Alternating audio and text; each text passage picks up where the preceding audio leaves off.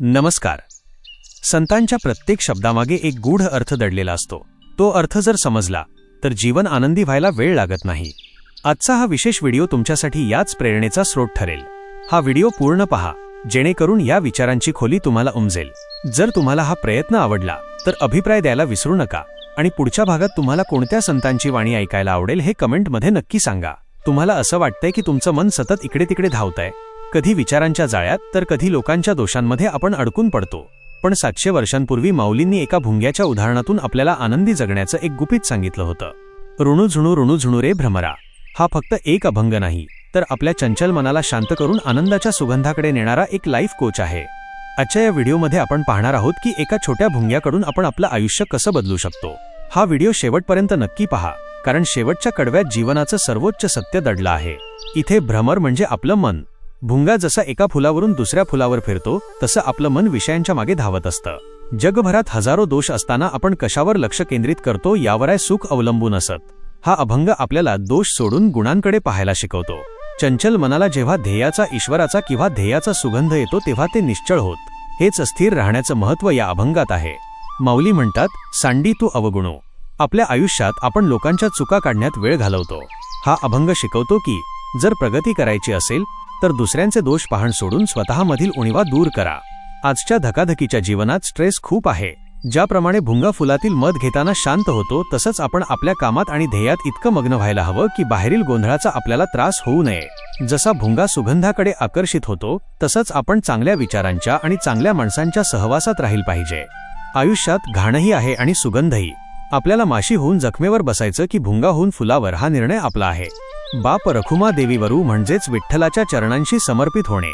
जेव्हा आपण अहंकार सोडतो आणि मोठ्या शक्तीला समर्पित होतो, तेव्हाच आपल्याला खरा आनंद, परिमळ मिळतो. विषयांच्या मागे धावण्यापेक्षा अंतरातील ईश्वरी रूपाचा आनंद घेणे श्रेष्ठ आहे. मित्रांनो, आपलं मन जर भुंग्यासारखं फुलावर, चांगल्या विचारांवर स्थिर झालं तर आयुष्य सुगंधित व्हायला वेळ लागणार नाही. हा भ्रमर भुंगा रूपकात्मक अभंग अध्यात्म आणि मानवी स्वभाव यांचा एक सुंदर संगम आहे. प्रत्येक चरणांचा भावार्थ खालीलप्रमाणे. पहिला चरण, ऋणू झुणू रे भ्रमरा. सांडी तू अवगुणू रे भ्रमरा. भावार्थ, माऊली आपल्या मनाला, भ्रमराला आळवणी करत आहेत. भुंगा जसा फुलाभोवती गुणगुणत फिरतो, तसे आपले मन संसारातील विषयात अखंड फिरत असते. माऊली म्हणतात, हे मना, तू आता तुझ्या ठिकाणी असलेले दोष, चंचलता आणि नकारात्मकता अवगुणू सोडून दे. आपण सतत बाह्य जगातील दोषांकडे पाहतो, टीका करतो किंवा व्यर्थ गोष्टींमध्ये गुंफले जातो. हा अवगुण सोडून तू अंतर्मुख हो. सामाजिक संदर्भ, तत्कालीन समाजात कर्मकांडे आणि दांभिकता वाढली होती. लोक केवळ शब्दांच्या पांडित्यात अडकले होते. संतांना समाजाला हे सांगायचे होते की बाहेरून ऋणू, गोड बोलणे किंवा पांडित्य दाखवणे करण्यापेक्षा स्वतःच्या अंतःकरणातील षड्रिपूंचा त्याग करणे महत्त्वाचे आहे. नैतिक धडा, आत्मपरीक्षण आणि शुद्ध आचरण. डिजिटल युगातील सुसंगतता. आज सोशल मीडियावर व्हर्च्युअल जगात आपण खूप गुंजन, चर्चा, कमेंट्स करतो, पण प्रत्यक्षात व्यक्तिगत जीवनातील मूल्ये विसरत चाललो आहोत. वास्तविक उदाहरणे. लोक अज्ञात राहून सोशल मीडियावर इतरांचा अपमान करतात. अवगुण. हा अभंग शिकवतो की व्यर्थ टीका करण्यापेक्षा आपले शब्द विधायक कामासाठी वापरावेत. केवळ फोटो काढण्यासाठी केलेली मदत ही ऋणू आहे. ज्ञानेश्वर महाराज सांगतात की त्यातील प्रसिद्धीचा मोह, अवगुण सोडा आणि निस्वार्थ व्हा. समजा एखादा माणूस सोशल मीडियावर सतत लोकांच्या चुका काढण्यात किंवा वादावादी करण्यात वेळ घालवतोय. इथे त्याचे मन चंचल भ्रमर आहे, जो नकारात्मकतेत फिरतोय. माऊली त्याला सांगतात की हे व्यर्थ गुणगुणणे थांबव आणि तुझ्या आत असलेल्या शांतीचा शोध घे. दुसरा चरण, चरण कमळ दळू रे भ्रमरा. भोगी तू निश्चळू रे भ्रमरा. भावार्थ, जेव्हा भुंगा कमळाच्या पाकळ्यांवर बसतो तेव्हा तो स्थिर होतो. माऊली सांगतात की हे मना, तू देवाच्या, विठ्ठलाच्या चरणकमळांचा आश्रय घे. तिथे गेल्यावर तुझे धावणे थांबवून निश्चळ हो. भक्तीमध्ये जेव्हा मन स्थिर होते तेव्हाच खऱ्या आनंदाचा अनुभव येतो. निश्चळ असणे म्हणजे मनाची एकाग्रता साधणे. सामाजिक संदर्भ. समाजात अस्थिरता होती. लोक वेगवेगळ्या पंथांत आणि अंधश्रद्धांत भरकटलेले होते. त्यांना एका ध्येयावर, विठ्ठलावर निष्ठा ठेवण्याचा सल्ला संतांनी दिला. नैतिक धडा, एकाग्रता आणि ध्येयनिष्ठा. डिजिटल युगातील सुसंगतता. आज माहितीचा महापूर, इन्फॉर्मेशन ओव्हरलोड आहे. आपले मन कन्फर्मेशन बायस आणि मल्टीटास्किंगमुळे विचलित झाले आहे. वास्तविक उदाहरणे. मोबाईलमधील नोटिफिकेशनमुळे विद्यार्थ्यांचे लक्ष विचलित होते. निश्चळ राहण्याचा धडा. आजच्या काळात डिजिटल डिटॉक्स आणि अभ्यासातील एकाग्रतेसाठी अत्यंत आवश्यक आहे. नफ्यासाठी वारंवार तत्वे बदलण्यापेक्षा आपल्या मूळ मूल्यांवर कोर व्हॅल्यूज ठाम राहणे म्हणजे चरणकमळी निश्चळ राहणे होय. ज्याप्रमाणे एक लहान बाळ गर्दीत घाबरून इकडे तिकडे धावते, पण आईचा पदर हातात आल्यावर एकदम शांत आणि निर्भय होते, तद्वतच मानवी मनाने ईश्वरी तत्वाशी जोडले गेले की संसारातील भीती आणि धावपळ थांबते. तिसरा चरण, सुमन सुगंधू रे भ्रमरा, परिमळू विद्गदू रे भ्रमरा. भावार्थ, येथे सुमन म्हणजे केवळ फूल नसून शुद्ध मन आहे. परमेश्वर हा या शुद्ध मनातील सुगंधासारखा आहे. तो विद्गदू, विलक्षण, व्यापक आहे. माऊली सुचवतात की तू बाह्य जगातील तात्पुरत्या सुखाचा सुगंध घेण्यापेक्षा जो आत्मिक आनंदाचा कायमस्वरूपी सुगंध आहे त्याचा अनुभव घे. हा सुगंध शब्दांत सांगता येत नाही, तो फक्त अनुभवायचा असतो. सामाजिक संदर्भ, त्याकाळी समाजात वाईट चालीरीतींचे दुर्गंध पसरले होते. संतांनी सुसंस्कारांचा सुगंध पसरवण्याचे काम केले. समाजाने केवळ वरवरचे आकर्षण न पाहता गुणांची पारख करावी हा संदेश दिला. नैतिक धडा, गुणग्राहकता आणि सत्संग. डिजिटल युगातील सुसंगतता, इंटरनेटवर कचरा माहिती, फेक न्यूज, वल्गॅरिटी आणि मौल्यवान ज्ञान दोन्ही उपलब्ध आहे. आपण काय वेचायचे हे आपल्याला ठरवता आले पाहिजे. वास्तविक उदाहरणे, एखादी माहिती व्हायरल करण्यापूर्वी त्यातील सत्यता, सुगंध तपासावी. केवळ खळबळजनक, दुर्गंधीयुक्त गोष्टी पसरवू नयेत. इंटरनेटचा वापर करून नवीन कौशल्य शिकणे म्हणजे परिमळ घेणे, तर केवळ रील्स पाहून वेळ घालवणे म्हणजे वेळेचा अपव्यय. अत्तराच्या दुकानात गेल्यावर जसा सुगंध चहूकडे दरवळतो, तसा एखादा सज्जन किंवा संत व्यक्ती जेव्हा समाजात वावरते तेव्हा त्यांच्या विचारांचा आणि समाधानाचा सुगंध सर्वांना प्रेरणा देतो. आपल्याला तोच आंतरिक सद्गुणांचा सुगंध जोपासायचा आहे. चौथा चरण, सौभाग्य सुंदरू रे भ्रमरा, बाप रखुमा देवीवरू रे भ्रमरा. भावार्थ, शेवटच्या चरणात माऊली साक्षात विठ्ठलाचे वर्णन करतात. तो सौभाग्य सुंदर आहे म्हणजे तोच मांगल्याचा आणि सौंदर्याचा उगम आहे. बाप रखुमा देवीवरू म्हणजेच श्री विठ्ठल. माऊली म्हणतात की हे मना, तू आता इकडे तिकडे न भटकता या सावळ्या परब्रह्माच्या चरणी लीन हो, तिथेच तुला पूर्णत्व मिळेल.